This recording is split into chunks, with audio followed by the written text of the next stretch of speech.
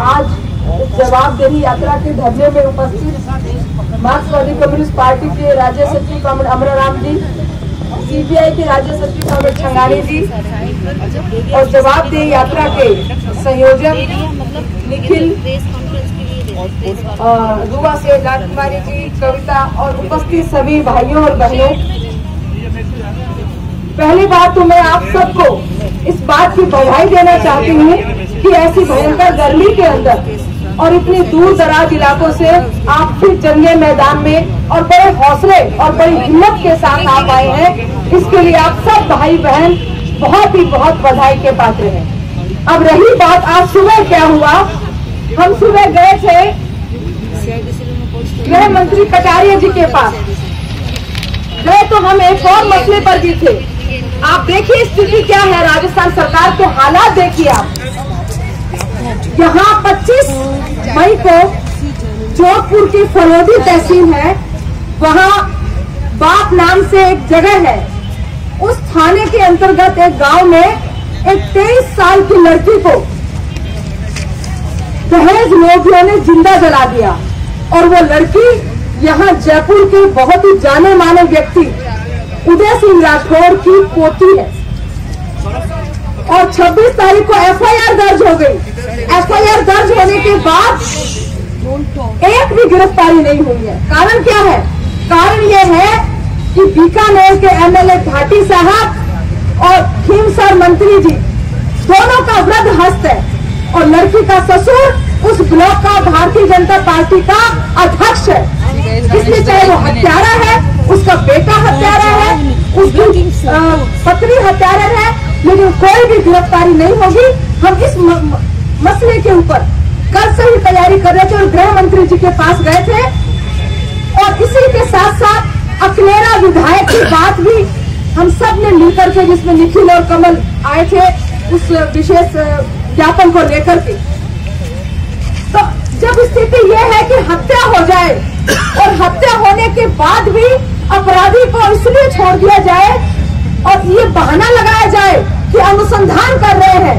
जब हमने बात की जांच अधिकारी से, मैंने कहा अभी तक गिरफ्तारी क्यों नहीं की भाई, 25 की घटना आज 1 तारीख हो गई, तो बोले कि अनुसंधान कर रहे हैं। अनुसंधान का मतलब जांच कर रहे हैं। हमने कहा लड़की खोई नहीं है, लड़की मर गई है, जांच क्या कर रहे हो आप, अपराधियों को पकड़ क्यों नहीं रहे? जहाँ पर ऐसे अपराधी नहीं पकड़े जाते, वहाँ अकलेरा विधायक का जो कंवर लाल मीणा है, उसका अपराध इनके लिए कुछ है ही नहीं।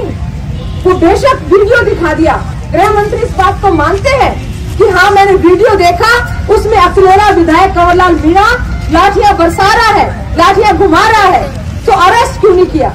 गृह मंत्री जी ने वादा कर लिया था पहले हमारे साथियों से, और उनको खबर क्या दी गई?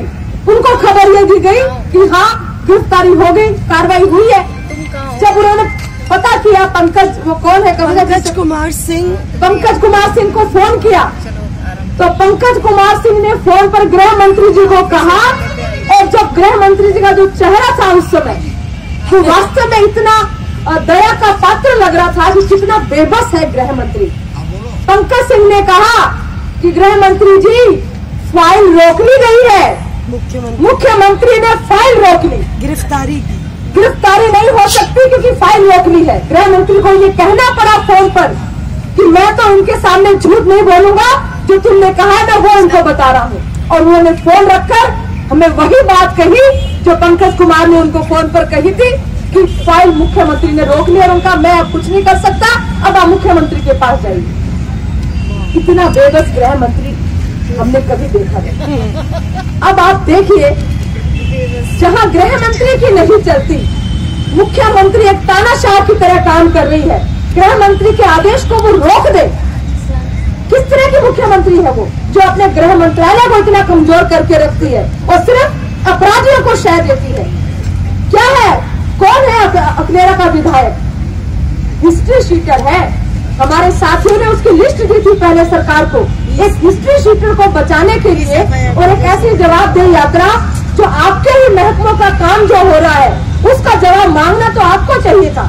सरकार की मॉनिटरिंग होनी चाहिए कि कौन सा डिपार्टमेंट क्या काम कर रहा है, राशन व्यवस्था सही चल रही है या नहीं चल रही, बिजली विभाग सही से काम कर रहा है कि नहीं कर रहा, पानी पहुंच रहा है कि नहीं पहुंच रहा, ये सारी मॉनिटरिंग सरकार को करनी चाहिए।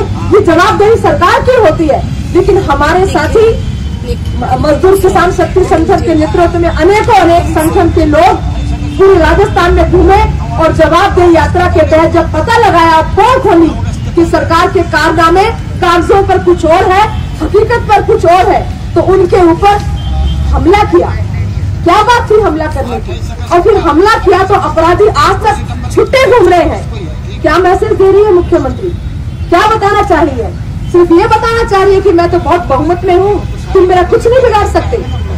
सत्ता के अंदर हम सत्ता के नशे के अंदर, सत्ता के मद में बैठी है, चूर नशे के अंदर, और उनके मंत्री संतरी वो तो सत्ता के नशे में भी है और दूसरी भी दारू पीती है। और मंत्री संतरी क्या क्या कहते जा रहे हैं कि दारू तो सोमरस है, मिलना चाहिए, दारू तो राजस्थान की सरकार को पसंद है, राजस्थान की जनता को पसंद है। ये खींसर महोदय पता नहीं क्या क्या किस तरह की बातें इनके मंत्री करते हैं। लगता है जैसे पूरी सरकार पगला गई है। और जब कोई पागल हो जाता है तो उसका इलाज दूसरे तरीके से किया जाता है साथियों। और वो इलाज है संघर्ष और सड़कें जाम करना। जहां पर ये आए, जहां पर इनके लोग आए, जहां पर इनके मंत्री आए, वहां उनको ही दिखाना पड़ेगा, उनका विरोध करके हमें ये बताना पड़ेगा कि आप इस तरह बहुमत के नशे में रह करके हमारे ऊपर तानाशाही नहीं छोड़ सकते, गुंडों का राज नहीं छोड़ सकते। अगर कोई एमएलए बदमाश है, हिस्ट्री शीटर है, हमले करता है, लड़कियों के ऊपर हमले करता है, जवाब तो यात्रियों पर हमले करता है, तो उसको गिरफ्तार होना पड़ेगा।